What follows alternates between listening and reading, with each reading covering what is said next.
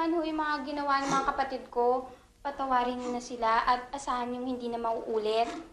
Ngayon pa! Huli na ang lahat! Napakasakit! Napakasakit! Bakit ho ba? Ano ba ginawa nila at napakasakit?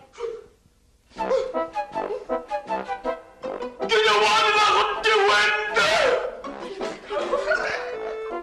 Sumusobra na kayo Nakakasakit na kayo. Hindi ba kayo nahihiya? Pinag-aaral tayo ni Mommy at Daddy para gumalang sa matatanda. Mangoko, pagpasensya naman niyo sila.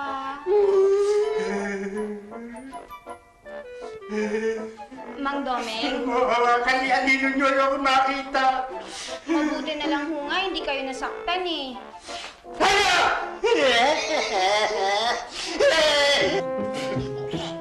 Ano hindi nasaktan? Ginawa ni saktalan ang mukha ko! Paano pa kung makigugustuhan ni Madonna niyan? Hindi na ako cute!